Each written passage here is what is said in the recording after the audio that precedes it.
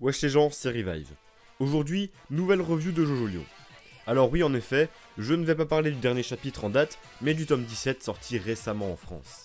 Et oui, c'est peut-être dû au Covid et au délai interminable de sortie des tomes chez Delcourt, mais rappelez-vous, j'ai aussi l'habitude de proposer des reviews de tomes de la parution française, et ce, depuis le tome 14. Comme ça, ceux qui ne suivent que cette dernière ne seront pas mis à l'écart sur cette chaîne. Cependant, la formule est assez différente des reviews de chapitres.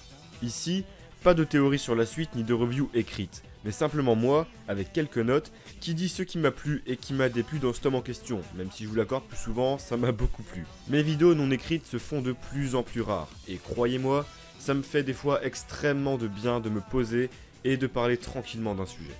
Mais ça n'empêche que je fais également un résumé du tome en question dans ces vidéos, cette fois-ci écrit.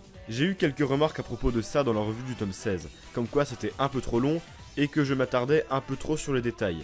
C'est pourquoi le résumé sera bien plus court que les autres fois aujourd'hui. Parce que oui, je me doute bien que vous avez ici tous lu le tome en question, donc prenez le résumé comme une simple remise en contexte pour alimenter la review. Vous pouvez tout de même le regarder, c'est plutôt court et j'essaye de rendre le tout dynamique. Rassurez-vous, il n'y aura aucun spoil même mineur sur la suite du manga en scan, vous pouvez y aller. Voici donc les timecodes si vous souhaitez aller à la partie qui vous intéresse, parce qu'encore une fois, YouTube ne m'a toujours pas accordé le chapitrage, je sais pas pourquoi, qu'est-ce que je vous ai fait, sérieusement. Allez, sur ce, on est parti pour une petite vidéo tranquille, en attendant la revue du chapitre 99, ainsi que la 11e chronique qui débarquera début août.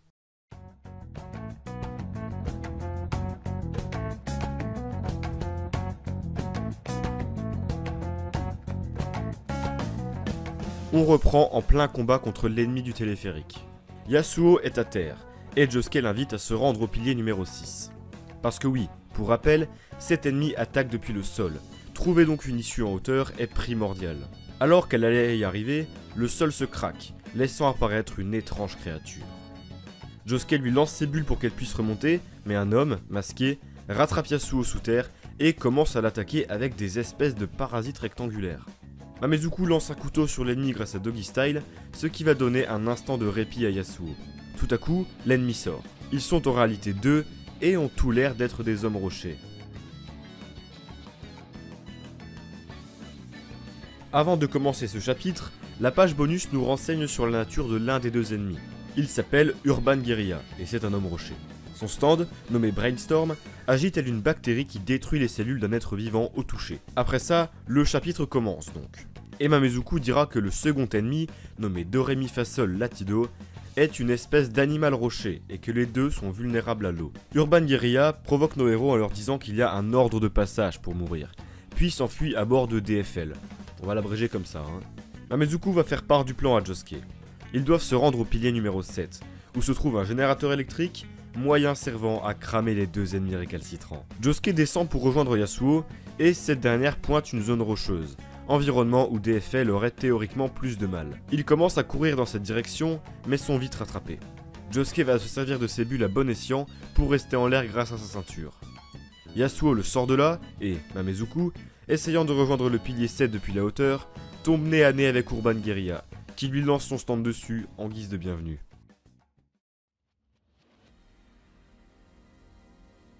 On a encore des infos sur la page bonus, mais cette fois-ci sur DFL. Son architecture est expliquée, ainsi que son mode de vie.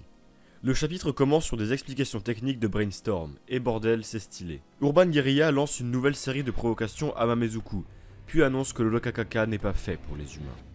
Eux, les hommes rochers, pourront s'en servir pour développer l'immortalité, et ouvrir les portes d'un nouveau monde, rien que pour eux. Mamezuku crée une arbalète avec Doggy Style, et attaque Urban Guerilla, ce à quoi ce dernier répondra en faisant tomber notre botaniste. Josuke va pour sauver Mamezuku et Urban Guerilla s'enfonce à nouveau dans la terre, bien au chaud à l'intérieur de DFL. C'est la merde, Josuke se fait complètement compresser sous terre, en plus de se faire attaquer à grands coups de Brainstorm. Pendant qu'il se fait assaillir, Josuke lancera à Urban Guerilla qu'il a compris qu'il se fondait en tant que médecin dans la société. Ce dernier entre en rage, tandis que le plan de Mamezuku et Josuke est peu à peu révélé. La flèche lancée tout à l'heure avec l'arbalète de ce dernier a ouvert le pilier 7, ce qui permettra à Mamezuku et à Josuke de faire brûler nos deux ennemis grâce au carburant et aux bulles. C'est une victoire complète. Josuke repense à ce médecin et le met en relation avec Oli et son fils. Est-ce que tout ça serait lié ? Mamezuku annonce qu'il sait comment obtenir un Rokakaka sur la branche du verger Higashikata à l'aide d'insectes étranges. Et hop, on change complètement d'endroit. On retrouve Jobin sur un parking en rendez-vous avec un certain Pourtom. Cette espèce de bébé chelou extrêmement grossier est un allié d'Urban Guerrilla et DFL. Il est un manière de stand, nommé Ozone Baby, qui possède la faculté de bloquer l'accès à la zone du verger Higashikata, où est censé pousser la branche incessamment sous peu. Il invite ensuite Jobin à enterrer un objet déclenchant son stand dans le jardin, et s'en va pour rejoindre, je cite, sa copine canon. Et le tome s'arrête ici. Qui est cette personne ? Va-t-il s'allier avec Jobin, ou possède-t-il un tout autre objectif ? Quelle est cette faction de médecins spécialisés dans le Rokakaka ? La réponse dans le ou les prochains tomes. Ok, alors ça y est, je vous ai résumé les 4 chapitres contenus dans ce tome. Comme d'habitude, on en a 4, voilà, ça fait plaisir. Et déjà, ce que je peux dire au niveau de ce tome, c'est que en termes de cover, de tome et de chapitres, c'est God tier. Rien que la cover avec les couleurs rose et verte, la jaune, comme ça, je trouve que ça rend extrêmement bien. En plus, il y a plein de petits détails sur sur les habits des persos avec le petit soft and wet, le Rokakaka sur Josuke, etc. Je kiffe, il y a aussi une cover avec Josuke. On voit bien le découpage sur ses yeux, etc. qui rend ultra bien. Donc déjà, esthétiquement, ce tome-là, il est vraiment exceptionnel. Et c'est un bon point parce que de toute façon, je trouve que moi, les tomes de Jojo Lion, en termes de cover, c'est probablement les plus stylés avec ceux de la partie 4. Peut-être parce que les deux se passent à Mario, hein, peut-être que ce n'est pas une coïncidence. Donc voilà, c'est toujours God tier. Donc ça fait plaisir. Pour rester dans l'esthétique, en termes de dessin pur, eh ben, comme je dis à chaque review de tome, le style de dessin est de plus en plus affirmé à chaque tome. Et là, on voit un peu la tendance qui est en train de se dessiner dans Jojo Lion, c'est que en fait, c'est très carré les dessins. Les dessins sont très carrés en fait. Par exemple, j'ai réouvert un tome de SBR et c'est très rond en fait, c'est plus lisse, etc. Alors que là, le style de dessin est très appuyé, même quand il y a des effusions de sang, c'est très carré, très triangulaire finalement. Et je trouve que ça rend extrêmement bien. C'est un parti pris, hein, on aime ou pas. Perso, je trouve que ce parti pris marche extrêmement bien. Même si l'action était parfois un peu difficile à lire lors de ce combat. Globalement, c'est un style que je kiffe. Et c'est bien d'avoir un style qui évolue. Alors forcément, il y en a qui préféreront le style de Phantom Blood, d'autres qui préféreront le style de Sibyl Run. Mais moi, Jojo Lion, je trouve qu'en termes de style, c'est dans la continuité de SBR, mais en ajoutant quelques petites subtilités. Et j'adore aussi ce que je veux dire par c'est dans la continuité de SBR, c'est que les visages sont dessinés à peu près pareil, et tout comme SBR ou d'autres parties, en fait, il y a beaucoup de doubles pages, mais des doubles pages qui sont quand même découpées, je sais pas si vous voyez ce que je veux dire, et je trouve que ça rend extrêmement bien, et j'adore le style de Jojo, voilà, et Jojo Lion, ça ne fait que confirmer ça, j'adore comment Jojo est dessiné, bordel. Sinon, pour rentrer plus dans ce qui se passe dans le tome, le combat, je vous l'avais annoncé comme vraiment bien dans la revue du tome 16, et c'est le cas, il est extrêmement dynamique, avec des ennemis qui se travaillent sous terre, etc. On a rarement vu ça dans Jojo, et ça marche extrêmement bien, et justement pour ce qui est des ennemis, eh ben, les deux antagonistes, sont vraiment bons, enfin je dis les deux, il y en a un qui a pas de personnalité, mais je dirais pourquoi il est bon à sa manière, et franchement, ils sont géniaux, genre Urban Guerilla, j'adore comment il lance des pics à ses adversaires, je kiffe ça, ça me fait penser un peu à Yellow Temperance, la manière dont il leur balance des pics, et je trouve ça vraiment drôle. Et encore une fois, ça nous narre des objectifs qui sont incroyables, avec l'immortalité des hommes rochers, etc. Non, franchement, Urban Guerilla, c'est un grand oui pour moi. Le mec a un putain de chara design, ça nous introduit des objectifs pour la suite qui sont vraiment exceptionnels, enfin ça j'en reparlerai après. Mais voilà, je kiffe. Et du coup, pour ce qui est de DFL, de Rémi Face Latido, dans Jojo, je vous l'ai toujours dit, s'il y a bien un truc que je surkiffe, c'est les créatures imaginaires qui sont développées. Donc, par exemple, les Rhodes avec Rikiel, les hommes rochers, et là, on est dans la continuité de ça. On a du coup des animaux rochers qui sont introduits, parce que oui, pourquoi est-ce qu'on n'aurait pas d'animaux rochers finalement, alors que les hommes rochers existent. Et puis, il y a même des petites pages qui sont en train d'expliquer pourquoi, comment le truc, dans les pages bonus, on te montre comment est-ce qu'il fonctionne, ce qu'il mange, etc. Et je trouve que ça fait une espèce de cohérence dans l'univers de Jojo, ça te montre le souci du détail d'Araki. Et j'ai toujours adoré ça. Et même le stand Brainstorm, à un moment il me semble qu'on parle du fait que c'est inspiré de parasites qui existent, etc. Donc j'adore ça, il y a toujours un souci de cohérence dans l'univers de Jojo. Même quand c'est des créatures qui n'ont aucun sens, donc ça c'est... J'adore, simplement j'adore. Et aussi j'aime beaucoup l'aspect médecin, c'est-à-dire que il y a des techniques médecine qui seront utilisées, ça parle de cellules, ça utilise des termes techniques, etc. Donc c'est encore une fois quelque chose que je kiffe chez ces ennemis-là. Et vous allez voir que pour les antagonistes qui arriveront par la suite, ça développera vachement ça, parce qu'on sera encore beaucoup sur des trucs médicaux. Jojo Lion prendra vachement un tournant médical par la suite, hein, vous verrez, je ne vous spoil pas, mais rassurez-vous, ça va être extrêmement stylé et moi ce n'est pas pour me déplaire. Sinon, pour ce qui est de nos protagonistes, eh ben, je trouve qu'ils ont fait... s'il y a bien un truc qui m'a marqué dans ce tome-là, c'est leur utilisation de leur stand. Entre le coup de l'arbalète avec Mamezuku qui utilise Doggy Style pour en faire une là, vraiment stylé, et les bulles de Josuke avec la ceinture, mais bordel, c'est trop bien vu. Et déjà, ça me fait un peu plus kiffer Doggy Style. En fait, il s'utilise pas exactement de la même manière que Stone Free. C'est différent, il y a plein d'utilisations différentes à en faire, genre le coup de l'arbalète, mais jamais je m'y serais attendu, au final ça marche extrêmement bien. Et pour ce qui est des bulles de Josuke, bah, je me rappelle plus de mémoire que c'était des bulles qui étaient solides, parce que là le frérot il enlève carrément sa ceinture et puis il s'accroche avec pour pouvoir être en lévitation. Je trouve ça vraiment très drôle et vraiment stylé, je pense qu'en animé ça pourrait rendre extrêmement bien. Mais rien que là avec le style de dessin dynamique et tout, je trouvais ça vraiment génial. Donc c'est cool d'avoir des stands qui sont utilisés comme il faut, avec des belles techniques, etc. Donc c'est un grand oui. En plus, ça me fait encore plus apprécier Doggy Style. Enfin, ça me fait plus apprécier Doggy Style, surtout parce que c'est pas un stand que j'affectionne particulièrement de par le fait qu'il ressemble à Stone Free. Mais en fait, le stand est sympa, il y a plusieurs utilisations, etc. Donc je valide. Et sinon, pour ce qui est de nos trois protagonistes, donc Yasuo, Mamezuku et Josuke, ils ont une très bonne entente, une très bonne synergie. Ce trio de persos est vraiment très cool, je kiffe.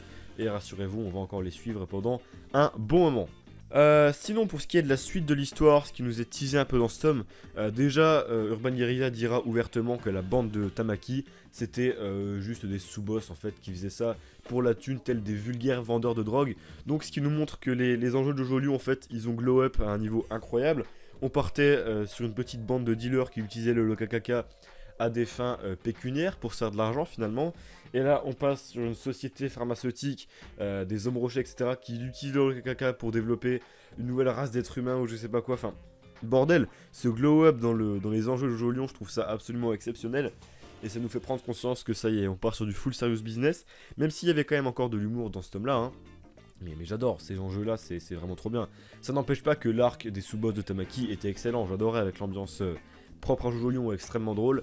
Mais là, ça y est, on change clairement d'arc dans Jojo Lion. Et bordel, quel plaisir, quoi. Et on utilise aussi un lien avec les médecins, donc Kira, Oli, etc. Là, encore une fois, c'est le mystère complet. À quel degré ils ont été liés à tout ça. On verra ça par la suite, je ne vous spoil pas, bien sûr. Et donc, dernier événement qui se passe dans ce tome-là, l'introduction de Pourtom. Alors ce personnage-là, ça me fume le mec, je sais pas ce que c'est un homme rocher, bébé, bizarre là. Il te raconte des trucs, même Jobin ça le choque. Donc ça me fume totalement cette scène-là avec Jobin. Jobin encore une fois qui s'inscrit comme l'un de mes personnages préférés de la partie. Et ça fait toujours ultra plaisir de le voir, même si c'est objectivement pas un gentil. Vous verrez que c'est plus compliqué que ça par la suite. Mais ça me fait toujours kiffer de le voir. Et vous verrez qu'il va se passer des dingueries avec Jobin dans le tome 18 notamment. Enfin, dans les derniers scans il s'en passe aussi, mais dans le tome 18 et 19 il se passe des dingueries avec Jobin et j'ai hâte de voir ça en tome, parce que oui, l'arc pour tome, j'avais pas trop kiffé en scan en vrai. Peut-être parce que j'avais un peu rush, que c'était en anglais, j'avais pas tout compris, etc. Peut-être surtout parce que j'ai rush en vrai. Donc l'arc pour tome, j'avais pas trop kiffé en scan. J'espère que le tome 18 me le fera apprécier à sa juste valeur, parce que je sais qu'il y a beaucoup de gens qui ont lu Jojo Lion qui ont aimé cet arc là. Donc je vous spoil pas sur ce qui va se passer dans cet arc, etc. Mais moi, ça m'avait pas trop plu, le concept du stand lui-même était pas trop ouf, je trouve. Mais on verra si le tome 18 me fera aimer ça. Tome 18 qui sortira début octobre de mémoire, donc on verra ça en temps et en heure. À voir donc.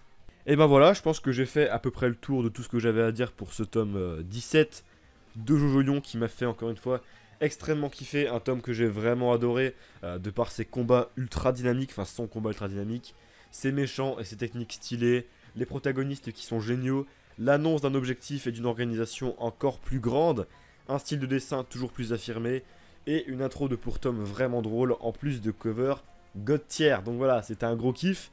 Et dites-moi ce que vous avez pensé du tome en commentaire, j'ai hâte de voir vos avis là-dessus. Même si en général, à chaque tome de Jojo Lion, c'est extrêmement positif, parce que, je me répète, mais cette partie, c'est quasiment un sans faute.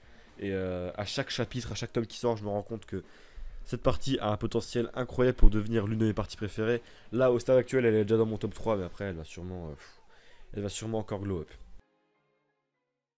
Et voilà, cette revue tome 17 de Jojo Lion est maintenant terminée. Dites-moi ce que vous en avez pensé en commentaire. Ça me ferait extrêmement plaisir de voir ça. C'est le format que j'ai fait un peu évoluer en faisant un résumé plus court et une partie review un peu plus longue de ce que j'ai essayé de faire du moins. vous a plu et j'ai quelques petites annonces à vous faire. Déjà, à l'heure actuelle, je ne sais pas si la vidéo sortira avant ou après le fameux événement du 3 juillet qui se déroule finalement le 4 juillet à 5h avec le décalage horaire. À propos de Golden Wind, c'est passé. Donc à l'heure actuelle, on est 2 juillet, j'ai hâte de voir ce qui va se passer, même si j'y crois plus trop pour Stone Ocean.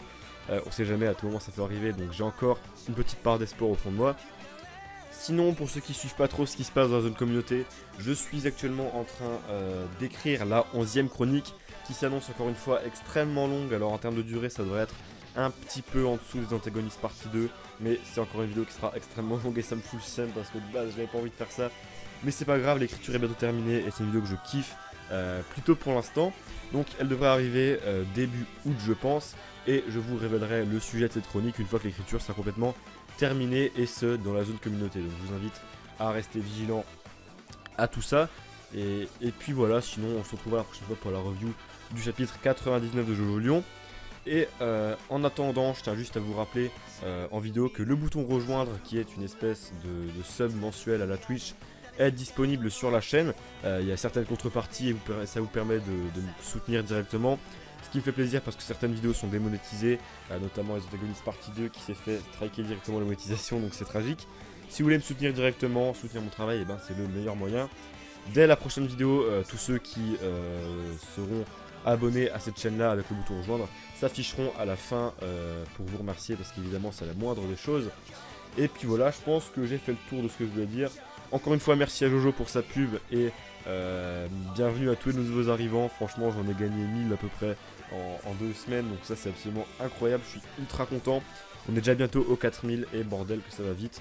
Donc voilà, allez, je m'éternise pas plus longtemps.